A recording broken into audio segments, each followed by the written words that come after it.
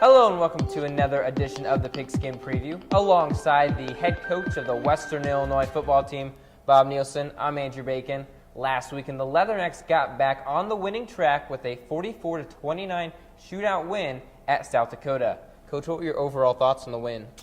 Well, good performance, by our team. A lot of momentum swings in the game, back and forth, and really pleased with the second half. Reminded me a lot of the Youngstown game where we came out after halftime and controlled the football game throughout the second half. Let's go ahead and take a look at the highlights from commentators Drew Hoffman and Josh Dillon.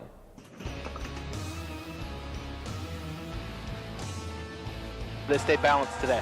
Different look. It's going to be a bubble screen to the outside. Borsellino still on his feet, trying to get to the outside. And it looks like he might have been tackled a little bit by the face mask, but he is up and okay. No call. With Norvell is Baker.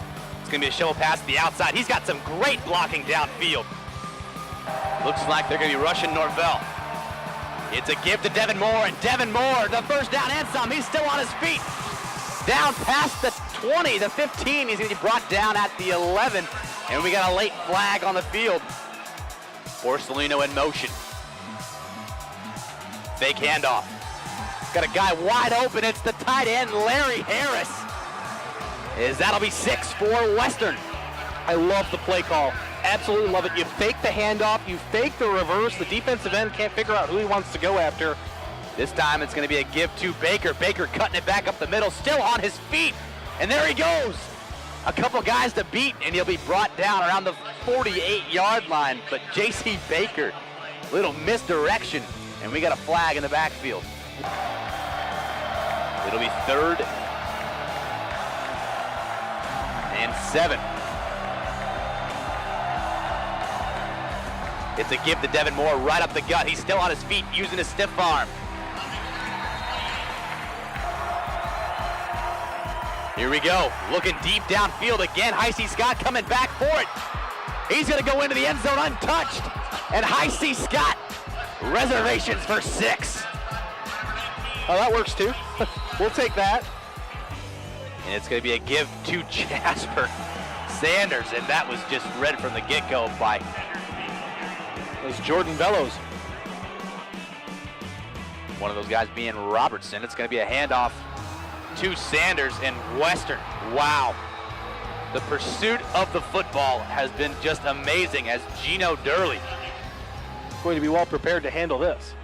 Western's gonna be running 4 guys at Earl, looking over the middle of the field. He's got Schubert again. An amazing catch is made by Schubert right over the middle of the field, and then he gets tackled right in the back by Aaron Digg. Well, Coyotes made them pay on that one. Vandermont running to the outside, trying to get to that corner. What a hit! And oh my goodness! A vicious hit by Jonathan Rollins. We got a late flag. Fake handoff, rolling out to his right is Earl. He's got a receiver wide open, one guy to beat downfield. And Potter, the fullback, gets South Dakota up on the board. It's a fake handoff. Earl getting flushed out. He's going to try to get to that sideline. Ooh, and that is a great tackle on the sideline. He's got Robertson in the backfield. It's going to be a give to him, and he is not going to get it. A quick snap, and he's going to dive, and they're going to give him about a couple inches. Pass that first down marker. 10:30 to play here in the second quarter. Earl back to pass. And that is going to be a completed pass as Vandermont able to hold on. Earl, it's a give to Sanders, and Sanders not only got to the line, but he's going to get into the end zone for a touchdown. As this game just got a whole lot more interesting. As the Coyotes really struggling on this down. Offensive series, I should say. streaking down the sideline, depending on where they're giving the spot. That'll be enough for a first down. Now being joined by Potter to fake. Rolling out. He's got Shuford wide open. Diving toward the end zone. That hit the pylon.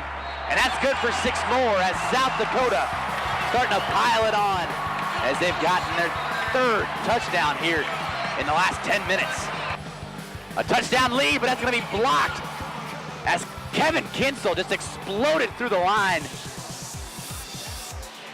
And he's still on his feet. That ball came out. And it's all by himself. Martinez Davis, 20, 15, 10, 5. It's 2 points. Another blitz. Norvell running out of time, staying on his feet. He's going to take off with it. He will dive forward, and Trenton Norvell does what Trenton Norvell does. He keeps it alive, and that'll be plenty for a first down. 3rd and significantly shorter than last time. Only need 4 yards here. They're airing it out. He's got Morellis all by himself. And that's going to be a huge gain. Now Western showing that screen formation. And there's the screen. It's a give to Baker. Baker with a lot of blocking. 10-5. Touchdown, J.C. Baker. Get in there, little fella. Another 6 points as Western has regained the lead, 22-20.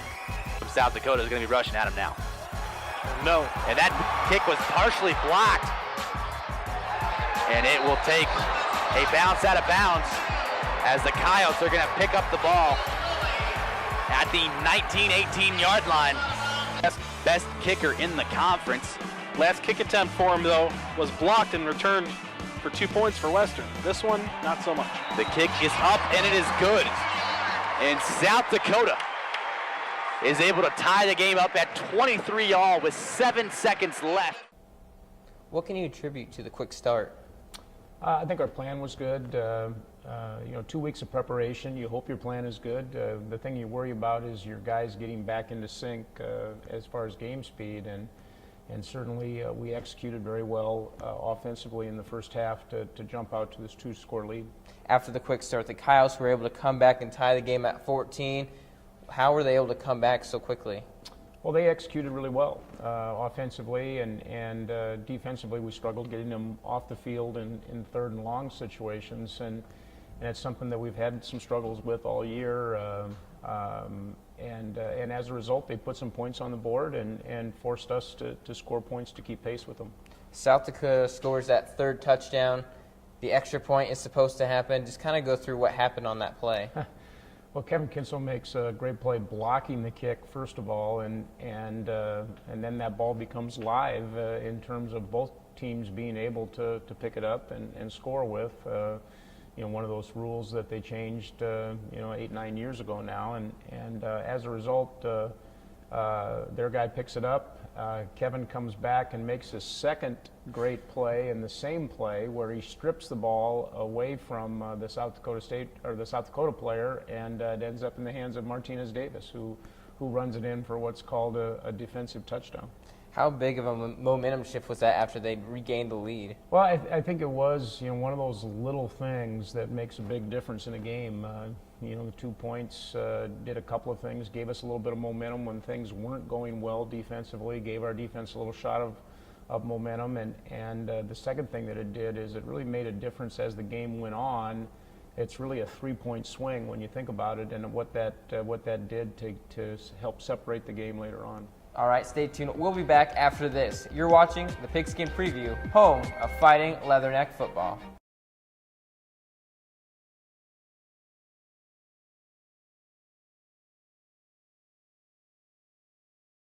Welcome back to the Pigskin Preview. The Leathernecks at the half have a 14-10 advantage. Coach, what did you say to the team in the locker room? We made a couple of adjustments and some things that we felt that we had to do better. We talked about playing with confidence in the second half. Talked about continuing to make plays at critical times, and as I said, it was a situation where Southern showed some experience. They had some seniors step up and make big plays. The running back made a great run. Their senior return guy, a great return. Their senior tight end made a couple of big play catches, and And where we needed to respond to those plays, we just didn't do it. As a matter of fact, in a couple of situations, you know, we make mistakes, fumbling the ball at the 1 yard line, and things like that that are going to hurt you against good teams. All right, let's go and take a look at the second half. It's just obnoxious.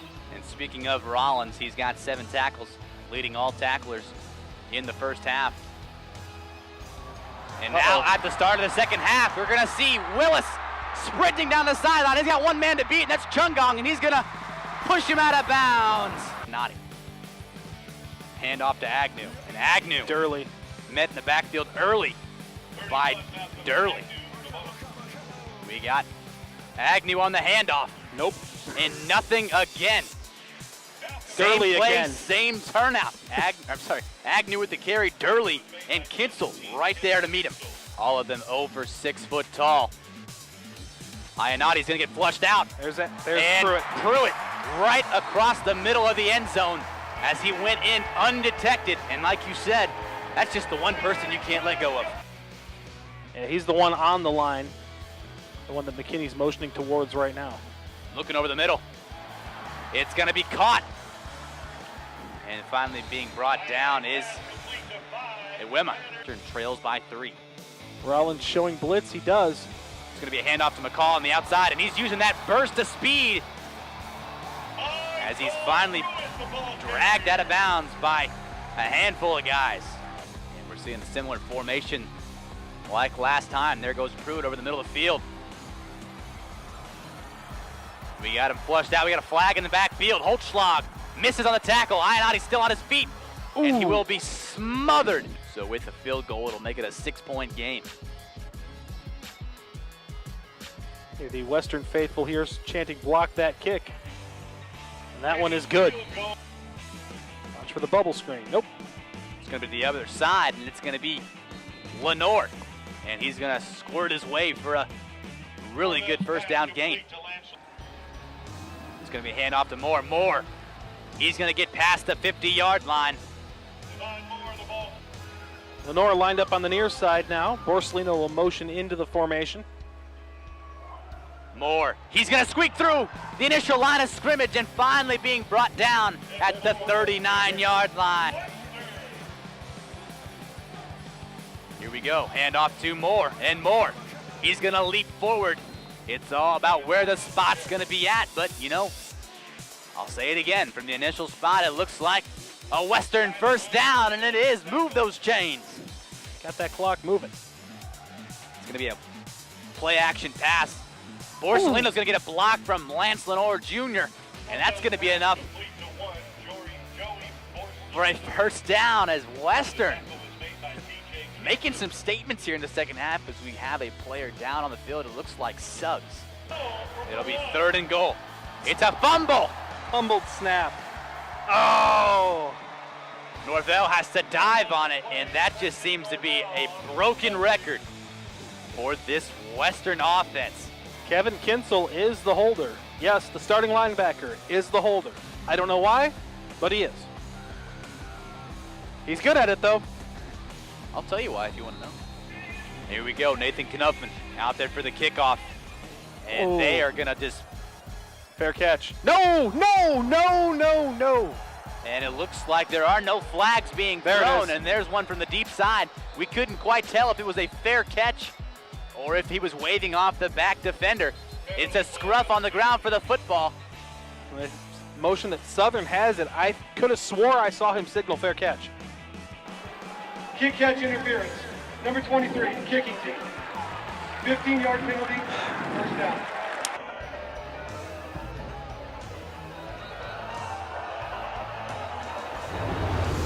Iannotti looking to pass. He's looking downfield. It was completed, but was he in bounds? Yep. And they're saying it was. It was great coverage by Martinez Davis, but a better catch made by Willis. 1st and goal.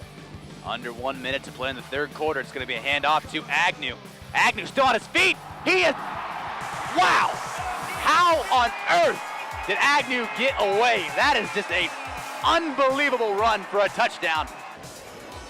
Norvell looking to pass. He finds Lance Lenore as That is a dime. Just a filthy pass. Right now we got Norvell. He's looking at 3rd and 7. He's seeing something he doesn't like. Well, yeah, the whole defense was up on the line. Now looking to pass. He had High C Scott, but Scott unable to come away with it. A ton of Salukis on the line. They're gonna blitz Norvell. Norvell rolling out, getting rid of the ball, and it's picked off. Picked off. Southern Illinois would get the victory over Western 34-17. Mark Nadi finished 24 of 39, 272 yards, 2 touchdowns, and an interception. Michael Pruitt had 9 receptions for 106 yards, 2 touchdowns. Malcolm Agnew, 19 carries for 68 yards and a touchdown. And then on the Western side, Norvell finished 21 of 49, 271 yards, 1 yard short of a Nadi, touchdown, interception. And then Lenore, the 7 receptions, 115 yards. Interesting enough, he had 115 yards the previous game. Ralphson and Rollins both made their 200th career tackle as a Leatherneck this past weekend. A big milestone for them. Coach, talk about them and what they mean to the team with their experience and leadership. They provide great leadership for our defensive football team and have played at a high level this year. You know, JJ playing with that elbow issue that has limited him to a certain extent, but still the quality of his play has been a big part of the success of our defense. And we need those guys to play well. It's important in our defensive structure that those 2 positions are leading our tackling every game. And then talking about the defense, as you've kind of talked about a little bit, the first half looked great. The second half, though, they just didn't seem like that same defense we're used to seeing game in, game out. They allowed over 400 yards of offense. What exactly happened? Gave up some big plays, which has been atypical of us. You know, the last touchdown, which was late in the game, the 50-yard pass play to the tight end, just a breakdown and not playing the ball very well on a pass that we had a chance to break up. Southern made a couple of plays, you know, a couple of big pass plays where they actually executed very well. And so overall, you know, I wasn't disappointed with our defensive play. It was a game that we were going to need to score more points offensively, and we didn't get that done. And talking about the offense there a little bit, they were able to get 2 scores in the first half, but only mustered a field goal. How was Southern able to control the offense? Well, first of all, they controlled the football a little bit offensively, and second of all, you know, we hurt ourselves. We drove the ball length of the field, had 1st and goal inside the 5-yard line, and then only came up with a field goal, which we talked going into the game that we needed to score points on those kinds of possessions. And then you know, we got out of sync a little bit, I thought, in the 4th quarter, and when we got behind and had to throw the football, we struggled with their pass rush, which we knew was going to be a concern.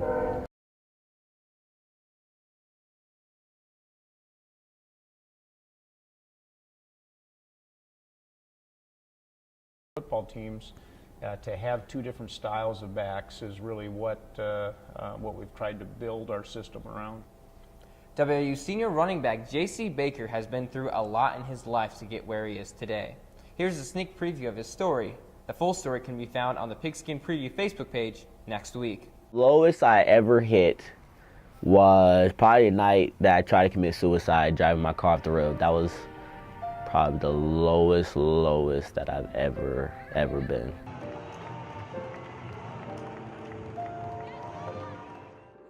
How I describe J.C. Baker, just enthusiastic, one of those people who you see and he just makes you smile. I mean, it's really one of those things where you just kind of see him and he just makes your day better. Like, we'll be getting ready for practice and he literally is right across from me, across like the locker room, and I see him every day and we make eye contact and he just kind of gives me one of these and I always give him one of those, and it's just one of those things where we just get each other. He's fun loving. He likes to crack a lot of jokes, and he is quiet at first, but once he gets to know you, it's nonstop riot act. He likes to just joke around a lot. When he finally broke out of his shells, we do on deck time. And when you introduce yourself to the team, you say a little, say something inspirational to the team, and his on deck was dynamite. I was praying about it. I didn't know what to say. As a new guy, just kind of wanted to wrap up everything that I had been through. and what got me to this point. So I think I knew that I needed to tell my story just because somebody else could have been going through it. Somebody else might have already gone through it. Somebody they know could have gone through it. And I didn't want them to feel embarrassed. You know, me being addicted to drugs and whatnot, or committing suicide, wanting to commit suicide, isn't something to be embarrassed about or ashamed of. That's something that can happen to anyone. And I don't want to hide from it because it's very real. So I wanted to bring light to it. This is going to be a team that, you know, I'm sacrificing my body for day in and day out, that I'm giving all my time to. Then they need to know where I came from and what I believe in.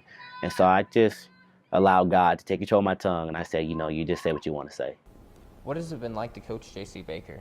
Oh, it's a joy to coach young men like JC. He's a guy that comes to practice every day with a smile on his face. His enthusiasm is contagious. You know, he talks openly about the things that as he's been through in his life, and how he values every minute of his experience playing football. And he has become not only a really good player in a program, but a tremendous leader for our program as well. How unique is he both on the field and off the field? He's a very unique player. You know, first of all, his skill set as a little back is unique in his ability to make people miss in space, and also to run away from people. But I think more so, you know, just his personality and his leadership has made him a very unique person. What's your favorite thing about JC?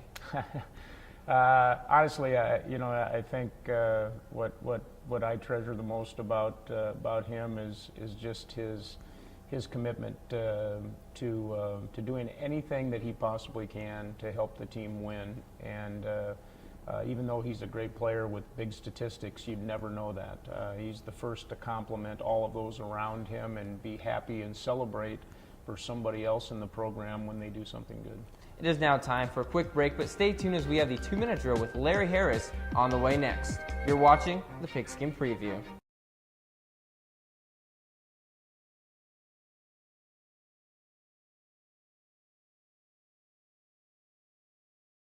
We're now joined by Larry Harris, junior tight end. Thanks for coming on. Thanks for having me.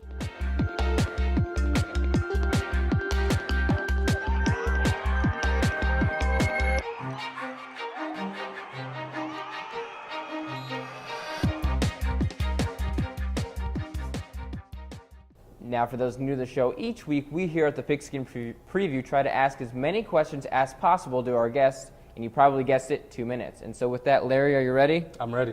All right. Last year you were a fullback, Larry. How's the transition been to tight end? The transition has pretty much been the same. Tight ends and fullbacks in our system have like pretty much the same role.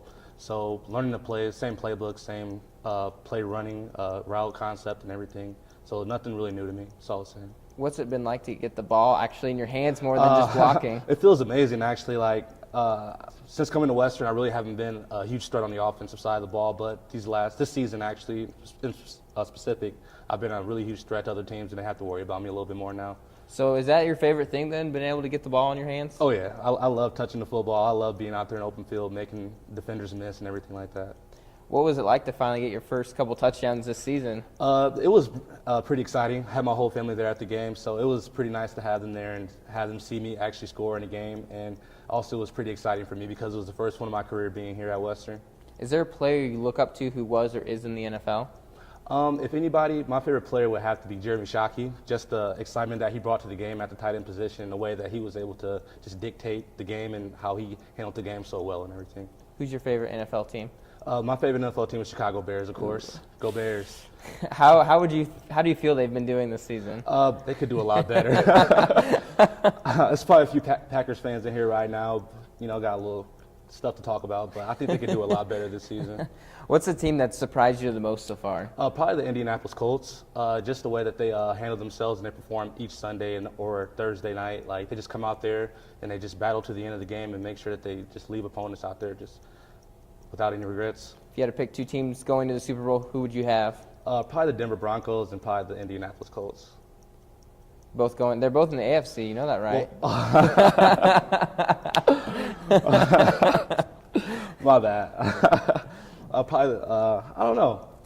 The Broncos for sure. The Broncos for sure. But I don't know the other team, man. You know, that's not the first time this has happened on the Pigskin. Trenton Norvell had the same mess up. He had the Patriots and the Broncos meeting in the Super Bowl, so it happens.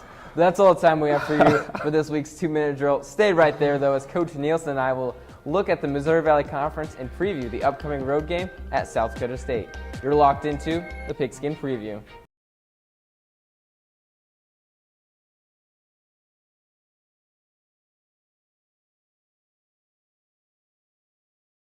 Welcome back to the Pigskin Preview. Let's now take a look at see how the conference did this past weekend. Last week in the Missouri Valley had a lot of bye weeks. Teams with bye weeks include South Dakota, South Dakota State, North Dakota State, Youngstown State, and Missouri State. Teams that actually played were Indiana State, who beat ranked Liberty 38-19. They are now ranked number 25 in the FCS poll. Northern Iowa won big over Tennessee Tech 50-7. Illinois State also had a huge win over Austin Peay 55-6. And then, of course, as I said, Western Illinois lost to Southern 34-17. Taking a look at the standings, Southern Illinois is at the top with a 1-0 mark in conference, 4-1 overall.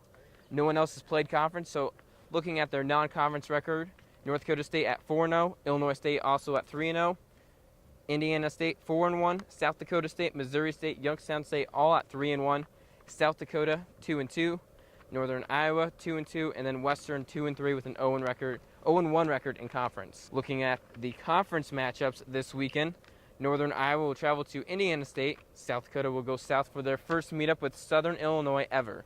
Illinois State will host South Dakota State, and Youngstown State will travel to Springfield, Missouri to face Missouri State.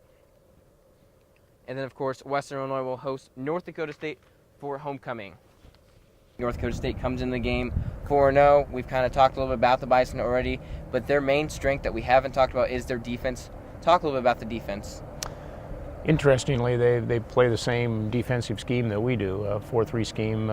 Coach Ward was actually on their staff back in 2011, and so it's a situation where we understand what they do defensively. They obviously do it very well, and they're not going to make mistakes.